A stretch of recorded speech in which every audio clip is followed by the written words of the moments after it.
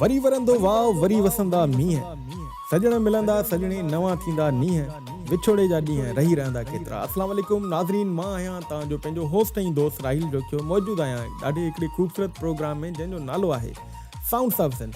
Sound of Sindh जे हिन platform ते असां वटि अॼु हिकु महबूब बहितरीनु ऐं तमामु ई बहितरीनु इंसान ऐं किरदारु मौजूदु आहे जंहिंजो अॼु इंटरव्यू आहे। अचो त तव्हांखे मिलायूं था साईं जावेद अहमद लाशारी साहिब सां।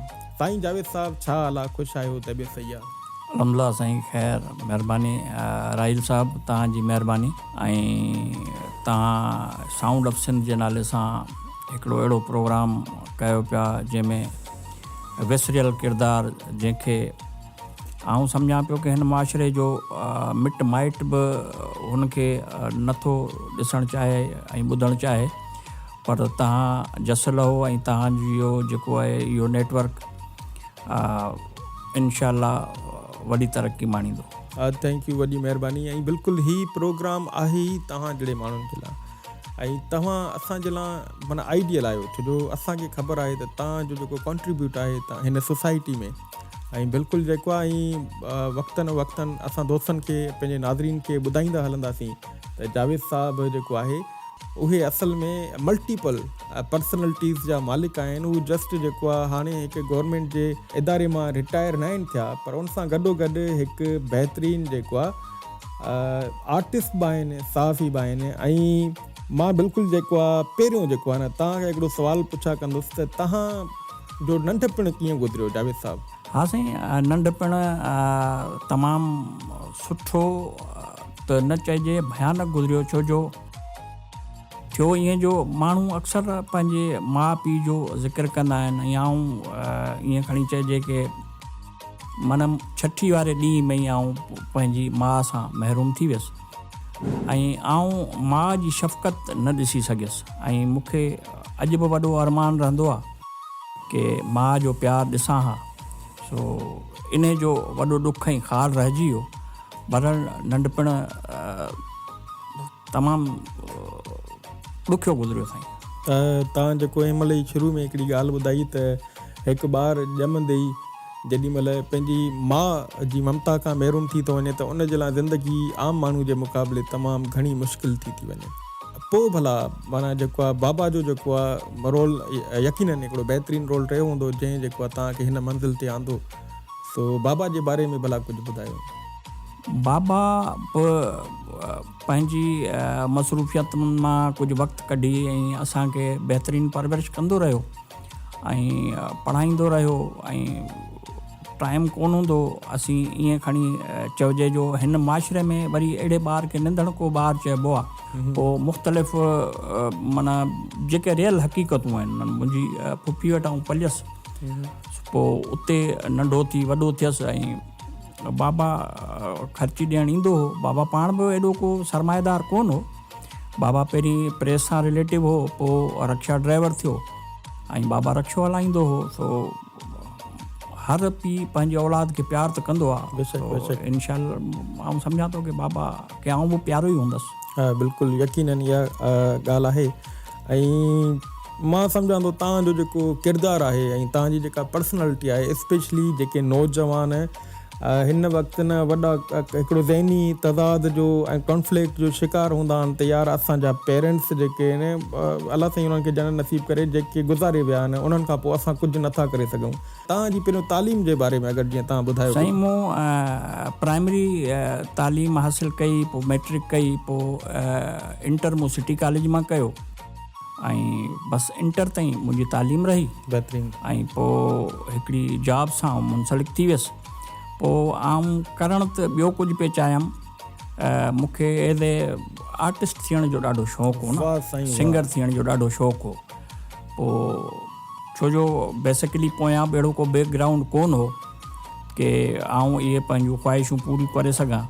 पोइ आउं हिकिड़ी सरकारी जॉब सां मुंसलिक थी वियसि ऐं पंहिंजे सिंधी मुआशिरे में वरी शादी बि जल्दी कराए छॾींदा आहिनि। पोइ मुंहिंजी शादी थी वई, पोइ वरी शादी जे बंधण में ॿधिजी वियासीं। अच्छा, भला ॾाढो हिकिड़ो बहितरीनु तव्हां ॿुधायो त तव्हांखे मौसीक़ी सां ॾाढो लॻाव आहे। यकीननि तव्हां बिल्कुलु सिखिया हूंदव त मौसीक़ी जी भला का सिखिया वरिती कंहिंखां?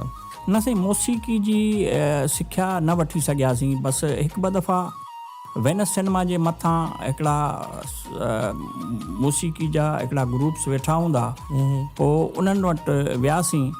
या ईअं खणी तव्हांखे ॿुधायां कि आउं हिकिड़े दफ़ा वेठो हुउसि, सो छो जो इहो गाड गिफ्ट हूंदो आहे, वॉइस माण्हू जी क्वालिटी या गाड गिफ्ट हूंदो आहे। पोइ दोस्तनि यारनि खे ॿुधाईंदा हुआसीं। पोइ हिकिड़े ॾींहुं मूं ईअं गुनगुनायो पिए थो, तव्हांखे गुनगुनाए ॿुधाईंदुसि त मूं कुझु ईअं पे चयो कि नीले गगन की परियां नाचें, जब मैं तान लगाऊं रे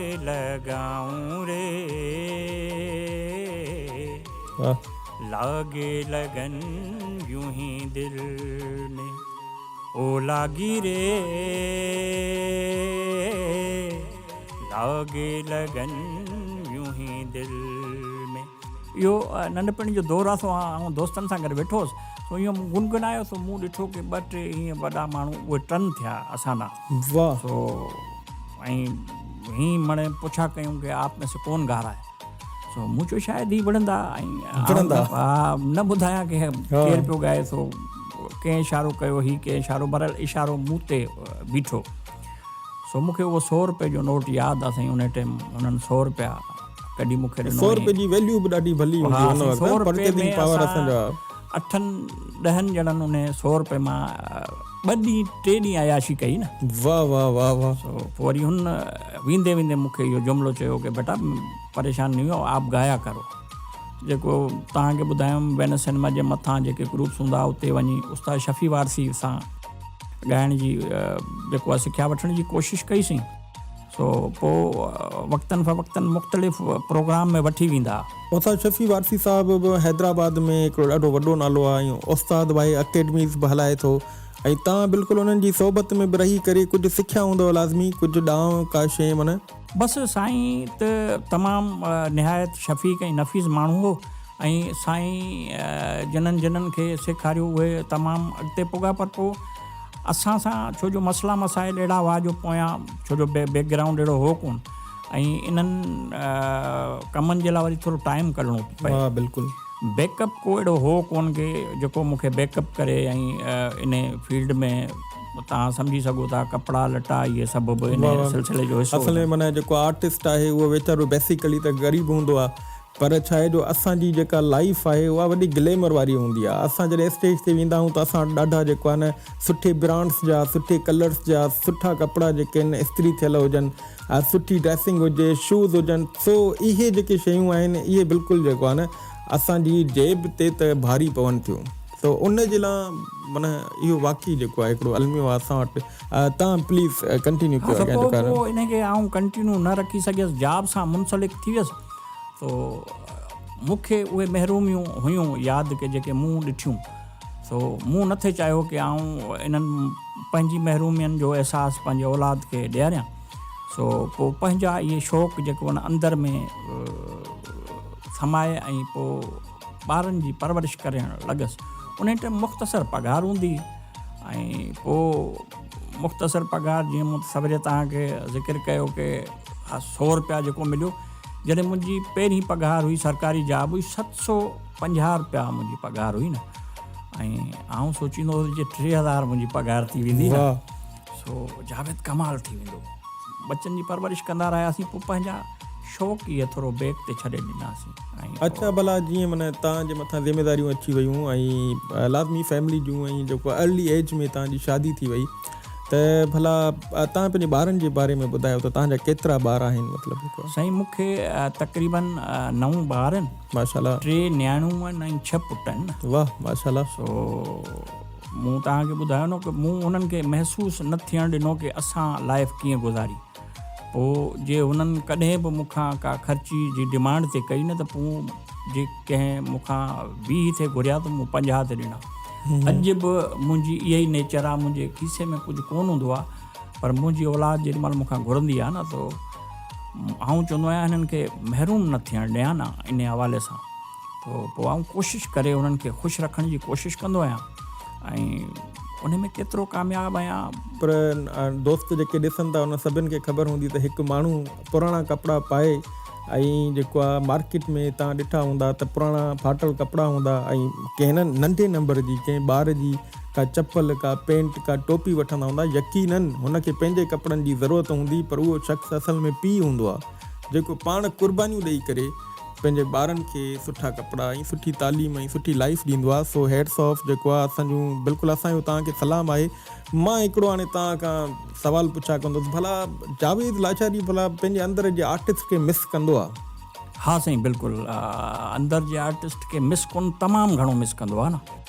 पोइ आउं मुख़्तलिफ़ वक़्तनि में ॻोल्हण जी कोशिशि कंदो आहियां उन आर्टिस्ट खे न, की शायदि मूंखे लभी वञे, ऐं पोइ उहो मूं पंहिंजे शौक़ु जो पूरा करण जे लाइ, मुंहिंजो हिकिड़ो नंढड़ो आहे अमजद अली लाशारी, बिल्कुलु।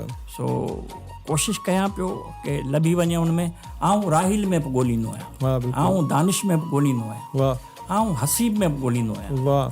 सो आउं सोचींदो आहियां की इहो विञाइजी वियल जावेद लाशारी मूंखे हिननि किननि मां कंहिं हिकिड़े में मिले, न की अमजद, पर इन्हनि सभिनि में आउं ॻोल्हींदो आहियां। जावेद साहब, भला तव्हांजी हेॾी एज ऐं जेको आहे हिन ॻाल्हि जे टाइम मूं ॾिठो त तव्हां जज़्बाती बि थी वियो ऐं पर हेॾी एज ऐं इन एज में तव्हां सहाफ़त सां गॾु हिन मौसीक़ी खे माना कीअं था मैनेज कयो ऐं कीअं था मतिलबु जेको आहे हिनखे टाइम ॾियो?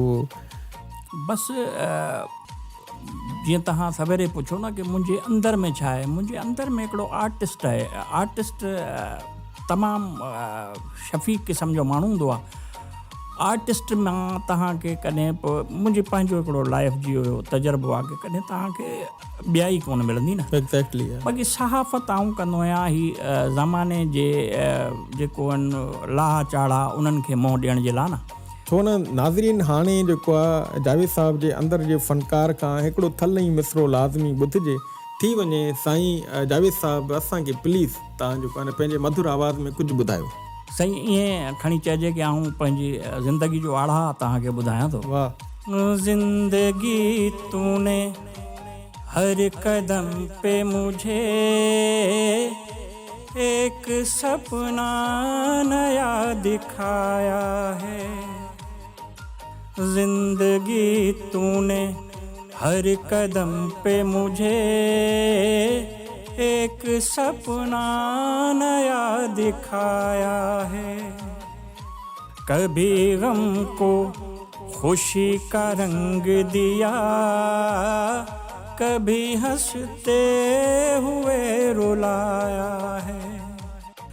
जो कभी ख्वाब मैंने देखे थे वो नज़ारे दिखा दिए तूने। रात को हमने चांदनी देखी, दिन को तारे दिखा दिए तूने। बारहा ये फरेब खाया है, बारहा ये फरेब खाया है। जिंदगी तूने हर कदम पे मुझे एक सपना नया दिखाया है। कभी गम को खुशी का रंग दिया, कभी हंसते हुए रुलाया है। वाह साईं, वाह वाह वाह वाह, माशाल्लाह माशाल्लाह। तमामु ई बहितरीनु आवाज़ जा मालिक ऐं तमामु बहितरीनु अंदाज़ हिननि जो ऐं पंहिंजे ज़िंदगी जी दास्तान ॼण ॿुधाई पई। तो जावेद साहब खां हाणे हिकिड़ो ॿियो सुवालु पुछा कंदासीं मौसीक़ी ते। भला हिनमहिल जेका मौसीक़ी जो मयार आहे, माना उन जी माना जेको आहे न क्वालिटी जेका आहे उहा जेका आहे न माना किरी पई आहे। इन खे मतिलबु तव्हां कीअं था ॾिसो, इन खे कीअं सही करे सघिजे थो? तव्हां हिकिड़ा पुराणा आर्टिस्ट आहियो। सही ही आऊं बार बार इहा ॻाल्हि चवंदो आहियां की इहे गॉड गिफ्टेड शयूं आहिनि न। जीअं रेशमा, इहे रेशमा खे वञी ॻोल्हियो वियो, इहे गला ॻोल्हिया विया न। माई भागी इहे गला ॻोल्हिया विया। इहा कला आहे, इहा माना अलाह जी तरफ़ां हिकिड़ी गॉड गिफ्टेड आहिनि। हाणे उहे शयूं आहिनि कोन। साउंड कार्ड आहिनि, माण्हू साउंड कार्डनि ते ॻाइनि पिया। पोइ इहे टेक्नोलॉजियूं वॾनि माण्हुनि जीअं हू पंहिंजे लाइ एडॉप्ट करे वरितियूं।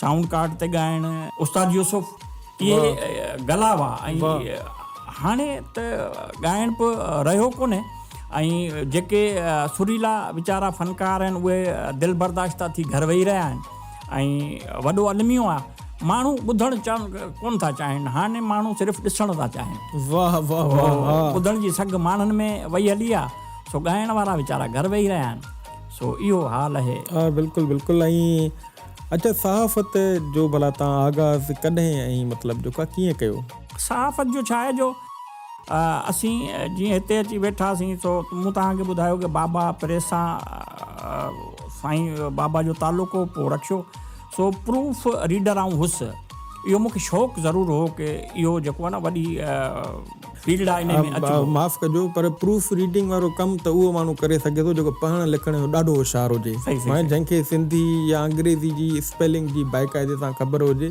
तव्हां पढ़ण लिखण जा त ॾाढा होशियारु हुयो इन में को शक न आहे हा बसि ईअं चई सघिजे थो तो कोशिशि कंदो हुउसि की पढ़ी लिखी कुझु करे सघियां पियो ॿुधायो न की सियासी बैकग्राउंड तव्हांखे पढ़ाई लिखाई जी ऐं हिकिड़ी अजीब ॻाल्हि ॿुधायां की मूं मैट्रिक कई सिंधी मीडियम में पर जेॾी महिल आउं सिटी कॉलेज में वियसि त सिटी कॉलेज छो जो हुते उर्दू मीडियम पढ़ाई वेंदी सो मूं ॾिठो ऐं शायदि ग़लति अची वियो आहे पर मूं चयो न करे वठंदासीं पोइ मूं हुते उर्दू मीडियम में एंटर कई पोइ जेॾी महिल आउं पेपर करणु वेहंदो हुउसि पोइ उर्दू बि लिखी वठंदो हुउसि पोइ माण्हुनि खे वॾी हैरत थींदी सो पोइ इन तरीक़े सां सहाफ़त में छो जो शुरू खां इन जो भो की भला आर्टिस्ट न थी सघिया थी त सहाफ़ी थियूं सो हिते दोस्तनि सां गॾु सहाफ़त शुरू कईसीं पोइ इहे ॻाल्हियूं खोलबियूं त पोइ हाणे असांखां इलाही अॻिते दोस्त निकिरी विया आहिनि हा बाक़ी का ख़बर आहे का न्यूज़ आहे पोइ को चङो मुड़ुसु पए पोइ हलाए छॾिजे पोइ ॾिठो वञे थो न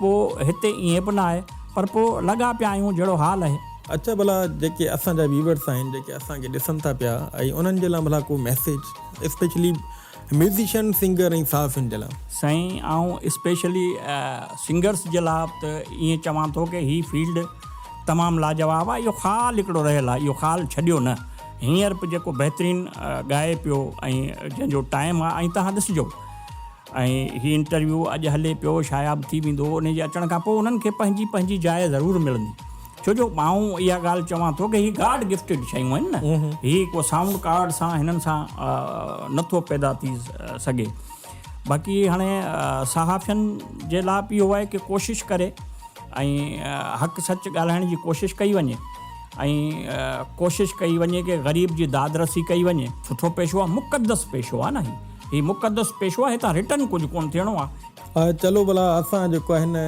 असांजे इंटरव्यू जेको आहे उनजी एंड में हिकिड़ो ट्विस्ट बि आणियूं था जीअं त मूं तव्हांखे पहिरियों ॿुधायो त असांजो हीउ जेको प्लेटफॉर्म उन में हर आम माण्हू जंहिंमें मौसीक़ी सां वास्तो रखंदड़ मौसीक़ार शाइर फ़नकार साज़िंदा दानिश्वर अदीब जेके बि आहिनि सभु जेको आहे ड्रामा स्क्रिप्ट वारा सभु दोस्त उन्हनि जा बि इंटरव्यू कया वेंदा ऐं भले हाणे जेको आहे मां साईं जावेद साहिब जे लाइ इहो जेको आहे ज़रूरु हिकिड़ो पैकेज ॾींदुसि त जीअं त असांजो साउंड ऑफ सिंध जेको आहे प्रोडक्शन हाउस आहे ऐं उन प्रोडक्शन हाउस जे असां वटि जॾहिं तव्हां आया हो त असां तव्हांखे भला कहिड़ो पैकेज ॾेई सघूं था जेको असां वटि आहे त मां हिते हिन प्लेटफॉर्म ते इहा अनाउंसमेंट थो कयां त जावेद साहिब जा हिकु नवां फ्रेश ट्रैक ऐं म्यूज़िक ऐं वीडियोज़ जेको आहे असां पंहिंजे प्लेटफॉर्म ते अपलोड कंदासीं ऐं उन्हनि खे ठाहींदासीं ऐं जावेद साहिब जे अंदर जे फ़नकार खे वरी जेको आहे मथे आणींदासीं ऐं तव्हांजे साम्हूं बिल्कुलु जावेद लाशारी साहिबु हिकु नओं जावेद लाशारी बिल्कुलु तव्हांजे साम्हूं जेको आर्टिस्ट आहिनि उहो तव्हांजे साम्हूं ईंदो ऐं इन्हनि ॻाल्हियुनि सां गॾु दोस्तो हाणे वठूं था तव्हां खां इजाज़त नेक्स्ट प्रोग्राम ताणी ऐं ईंदासीं नए प्रोग्राम में हिकु नए महिमान नए किरदार नई शख़्सियत सां गॾु तेसीं ताणी वठूं था तव्हां खां इजाज़त